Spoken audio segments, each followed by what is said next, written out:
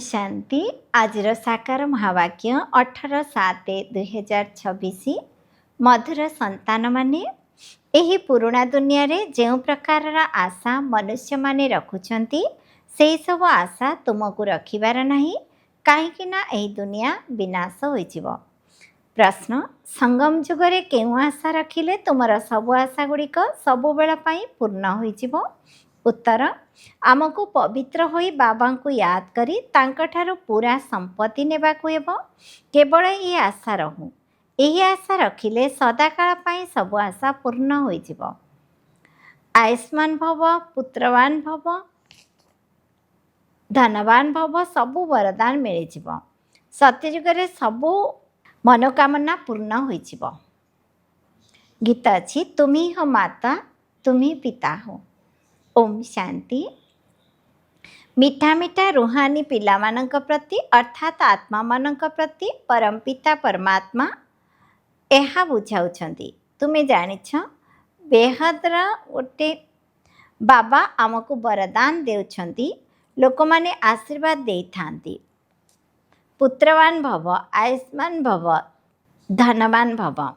एबे बाबा तुमको वरदान देउछंती आयुष्मान भव, तुमर आयुष बहुत अधिक हेबो। सत्ययुगरे पुत्र भी जन्म हेबो तो से मध्य सुख देव, से माने सुखी हेबे। एबे तुमे माने जानुछ जे बेहदर बाबा बेहद सुखर वर्षा देउछंती। वास्तव रे आमे आयुष्मान धनवान मध्य हेबा। एबे कौनसी कामना रखिबा अनुचित। तुमर सबु मनोकामना गुड़िक सत्ययुगरे पूरा हेबो। एही नरकरे कौनसी भी कामना रखिबा उचित नुहे। एठारे धनर कामना मध्य रख नाही।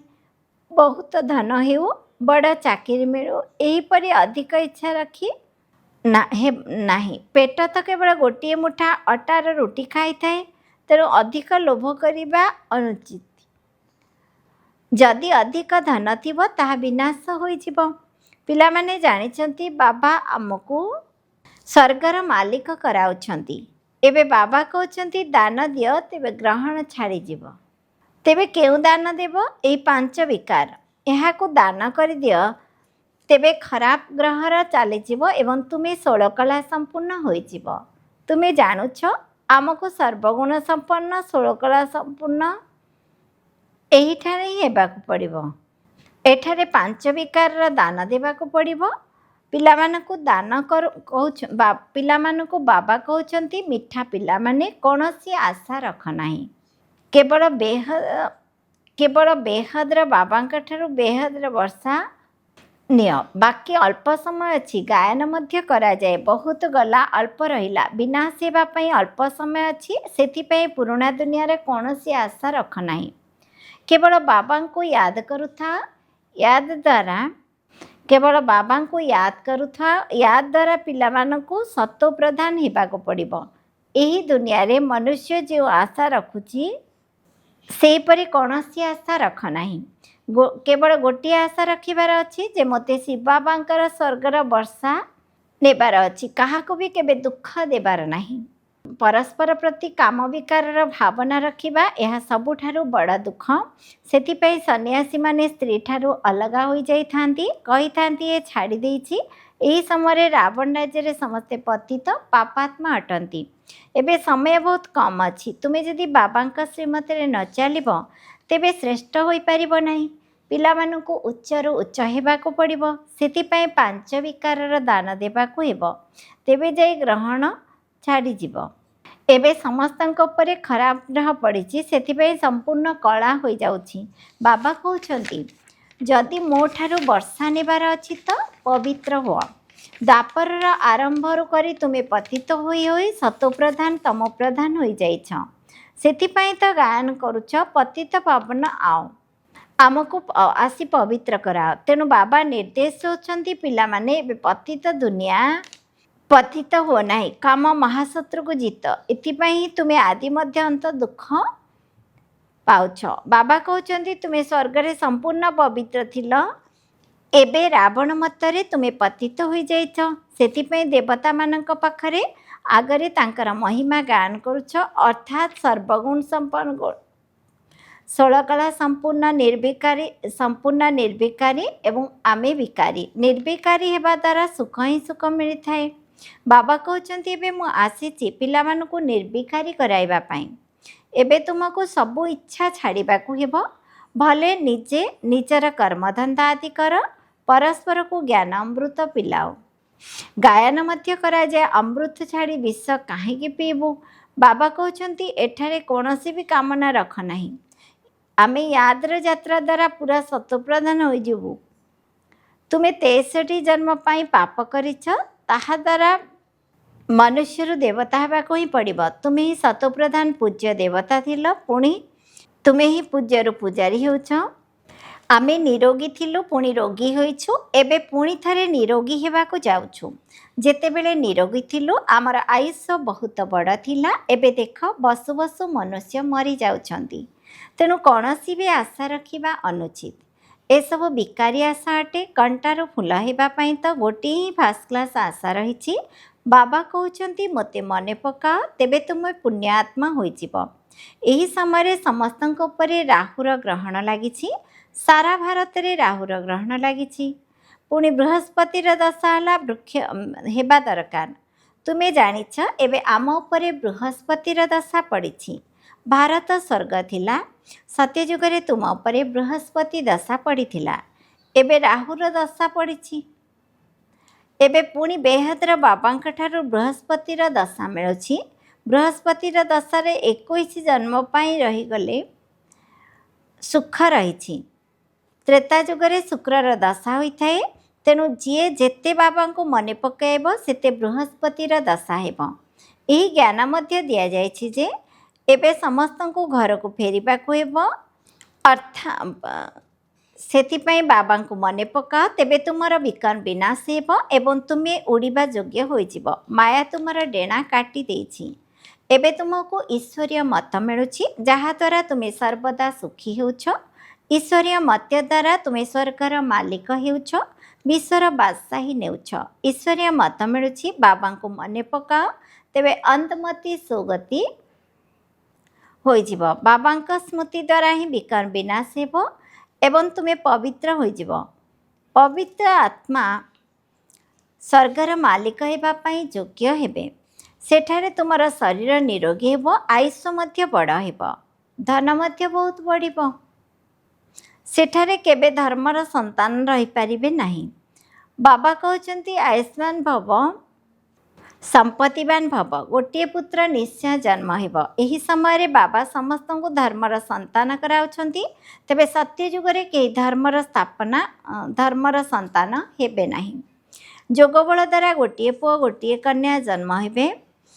ପଚାରୁଛନ୍ତି ସେଠାରେ ପିଲା କିପରି ଜନ୍ମ ହେବେ?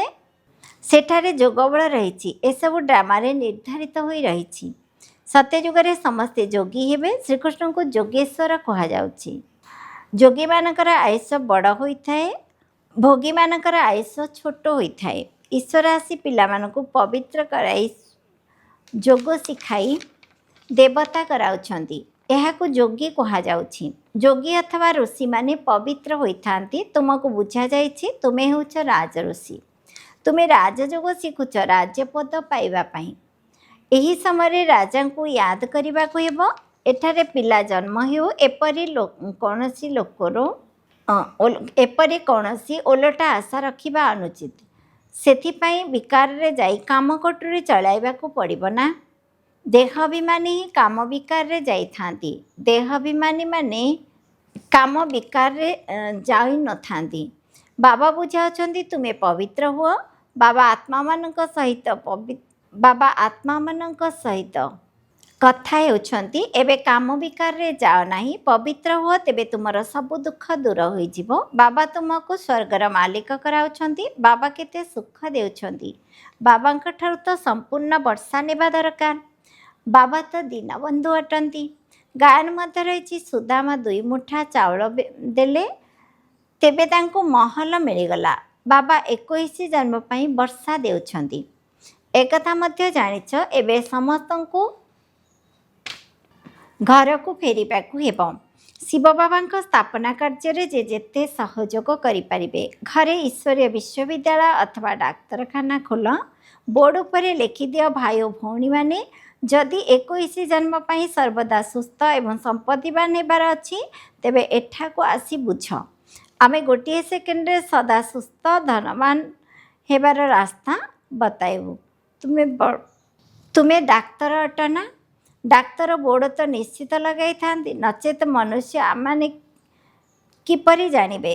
ତୁମେ ମଧ୍ୟ ନିଜର ଘର ବାହାରେ ବୋର୍ଡ଼ ଲଗାଇ ଦିଅ। କେହି ଆସିଲେ ତାଙ୍କୁ କୁହ, ହଦ୍ର ପିତାଙ୍କଠାରୁ ହଦ୍ର ବର୍ଷା ପାଉଛ। ବେହଦ୍ର ବାବା କହୁଛନ୍ତି, ମୋତେ ମନେ ପକାଅ, ତେବେ ବେହଦ୍ର ବର୍ଷା ମିଳିବ। ପ୍ରୋଜେକ୍ଟର ପ୍ରଦର୍ଶନୀରେ ପ୍ରଥମେ ଏହା ବୁଝାଅ।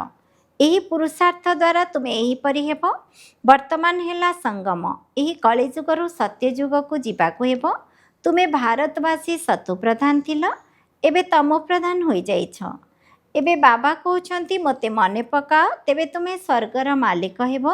ଦୁଇଟି ଅକ୍ଷର ହିଁ ରହିଛି, ଅଲଫ। ମନେ ପକାଅ, ତେବେ ବେ ଅର୍ଥାତ୍ ବାଦଶାହୀ ତୁମର। ଏହାଦ୍ୱାରା ହିଁ ତୁମେ ଖୁସିରେ ରହିବ। ଭିକାରୀ ଦୁନିଆରେ ତୁମେ କୌଣସି ପ୍ରକାରର ଆଶା ରଖ ନାହିଁ। ଏଠାରେ ତୁମେ ପୁରୁଷାର୍ଥ କରୁଛ ଜୀବଦଶାରୁ ମରିବା ପାଇଁ। ସେମାନେ ତ ମରିବା ପରେ କହୁଛନ୍ତି ସ୍ୱର୍ଗବାସୀ ହେଲା। ତୁମେ ସମସ୍ତଙ୍କୁ କହୁଛ ଆମେ ସ୍ୱର୍ଗବାସୀ ହେବା ପାଇଁ ବାବାଙ୍କୁ ମନେ ପକାଉଛୁ। ତାଙ୍କଠାରୁ ବେହଦର ସୁଖ ମିଳୁଛି। ବାବାଙ୍କୁ ମନେ ପକାଇଲେ ତୁମେ କେବେ କନ୍ଦାକଟା କରିବ ନାହିଁ। ତୋଫାନ ଆସିବ, ସେଥିପାଇଁ ଚିନ୍ତା କର ନାହିଁ। ମାୟାର ତୋଫାନ ତ ଆସିବ। ଏହା ହେଉଛି ଯୁଦ୍ଧ। ସଂକଳ୍ପ ବିକଳ୍ପ ଆସୁଛି, ସେଥିପାଇଁ ମାଗଣାରେ ସମୟ ନଷ୍ଟ ହେଉଛି। ତୋଫାନ ତ ଚାଲିଯିବ, ସର୍ବଦା ରହିବ ନାହିଁ। ସକାଳୁ ଉଠି ବାବାଙ୍କ ସ୍ମୃତିରେ ରହିବାକୁ ହେବ। ତାଙ୍କଠାରୁ ବର୍ଷା ନେବାକୁ ପଡ଼ିବ।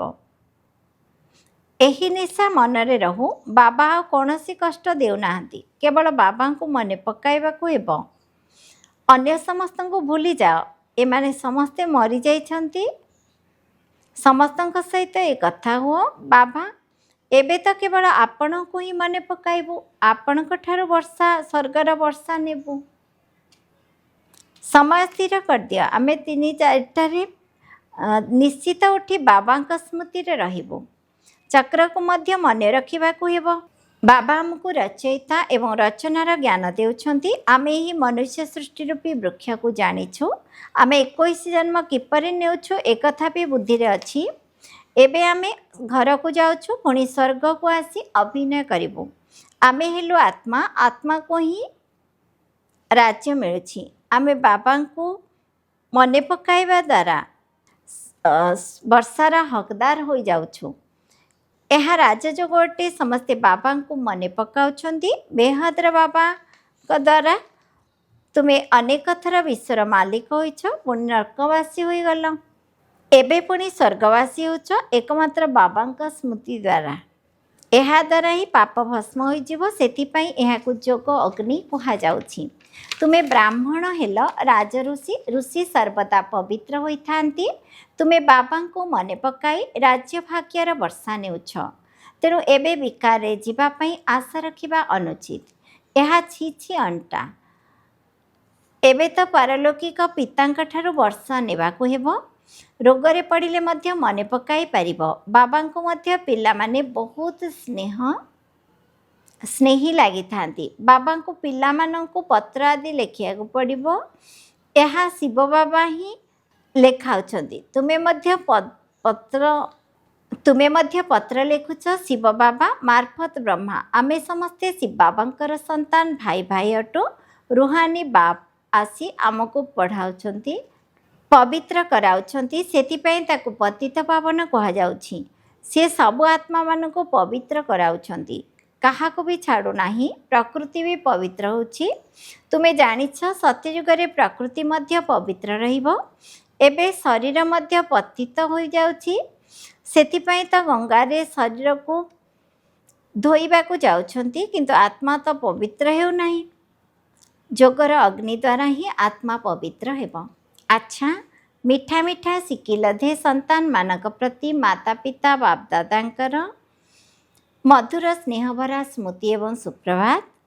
ଆତ୍ମିକ ପିତାଙ୍କର ଆତ୍ମିକ ସନ୍ତାନମାନଙ୍କୁ ନମସ୍ତେ। ଆମ ଆତ୍ମିକ ସନ୍ତାନମାନଙ୍କର ମଧ୍ୟ ଆତ୍ମିକ ପିତାଙ୍କୁ नमस्ते नमस्ते नमस्ते।